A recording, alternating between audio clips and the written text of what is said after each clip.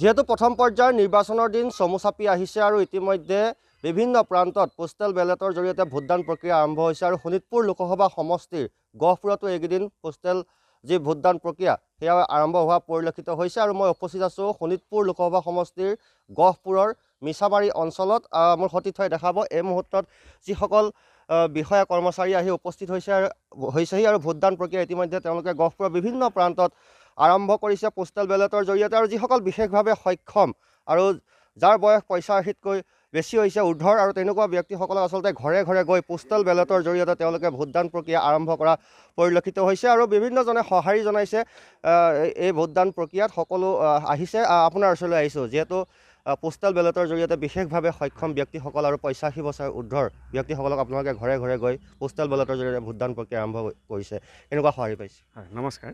আমি এই প্ৰক্ৰিয়াটো যেতিয়া 85 বছৰৰ ওপৰ যিসকল বয়সস্থ ব্যক্তি আৰু শাৰীৰিকভাৱে বিশেষভাৱে সক্ষম লোকসকলৰ যিটো ভোট প্ৰক্ৰিয়া যোৱাকালিৰ পৰা আৰম্ভ কৰিছোঁ, ইয়াত আমি যথেষ্ট সঁহাৰি পাইছোঁ আৰু ভোট ল'বলৈ গৈ ভাল এটা পৰিৱেশ পাইছোঁ আৰু তেখেতসকলেও খুব আনন্দিত হৈছে, যিহেতু তেখেতসকলে ভোট দিবলৈ যাবলৈ বহুত অসুবিধা হয়।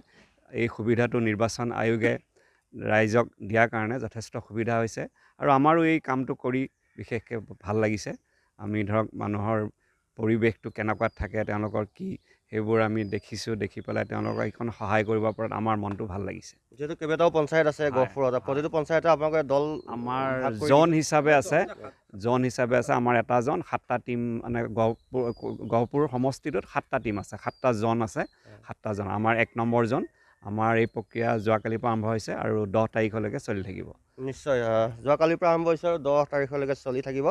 আপোনাৰ ওচৰলৈ আহিছোঁ, কিমান ইয়াত বিশেষভাৱে সক্ষম বা 85 বছৰতকৈ ঊৰ্ধৰ লোকসকল আছে? নমস্কাৰ, সকলোলৈকে ৰঙালী বিহুৰ শুভেচ্ছা জ্ঞাপন কৰিছোঁ।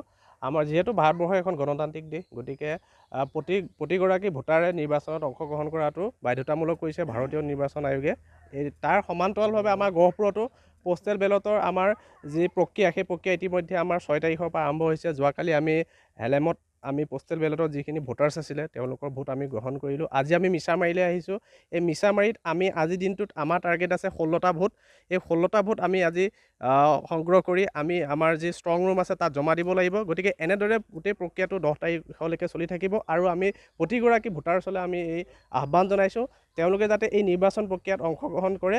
আৰু যিহেতু ভাৰতবৰ্ষ এখন গণতান্ত্ৰিক দেশ, গতিকে সকলো ৰাজ্যকে আমি এই নিৰ্বাচন প্ৰক্ৰিয়াটোত নিজৰ ভোটদান প্ৰদান কৰি তেওঁলোকৰ মৌলিক অধিকাৰ সাব্যস্ত কৰিবৰ বাবে আহ্বান জনাইছোঁ। নিশ্চয়, আপোনাৰ ওচৰলৈ আহিছোঁ, যিটো যোৱাকালিৰ পৰা অনুষ্ঠিত হৈছে যি পোষ্টেল বেলটত ভোটদান প্ৰক্ৰিয়া, গতিকে ৰাইজৰ ওচৰলৈ যেতিয়া গৈছে ৰাইজৰ যথেষ্ট ব্যাপক সঁহাৰি পাইছে, গতিকে কেনেকুৱা অভিজ্ঞতা কেনেকুৱা? ৰাইজৰ ভাল লাগিছে। কালি আমি বালিজান চাইডেও গৈছোঁ, কালি আমাৰ আছিলে ভোট 10টা ভোট লৈছোঁ। আমাৰ 38 আছিলে টোটেল এলটমেণ্ট। 6 তাৰিখৰ পৰা আৰম্ভ হৈছে, 10 তাৰিখলৈকে আছিলে। ভাল লাগিছে, ৰাইজে ভাল পাইছে ঘৰত আহি পেলাই ভোটটো দিয়াৰ কাৰণে। একচুৱেলি এইটো হোম ভোটিং বুলি হয়। নিশ্চয়, আৰু এনেদৰে এতিয়া নিৰ্বাচন আয়োগৰ যি নিৰ্দেশনা সেয়া পালন কৰি গহপুৰৰ বিভিন্ন প্ৰান্তত এতিয়া পোষ্টেল বেলেটৰ যি ভোটদান প্ৰক্ৰিয়া আৰম্ভ হৈছে। 10 এপ্ৰিললৈকে এই পোষ্টেল বেলেটৰ ভোটদান প্ৰক্ৰিয়া চলিব আৰু এতিয়া প্ৰতিজন সঁহাৰি জনাইছে, কিয়নো বিশেষভাৱে সক্ষম লোকসকলে সঁহাৰি জনাইছে। তাৰ সমান্তৰালকৈ যি 85 বছৰ ঊৰ্ধৰ সেইসকল ব্যক্তিয়ে নিজৰ ঘৰতে এনেদৰে পোষ্টেল বেলেটত ভোটদান দিয়া পৰিলক্ষিত হৈছে।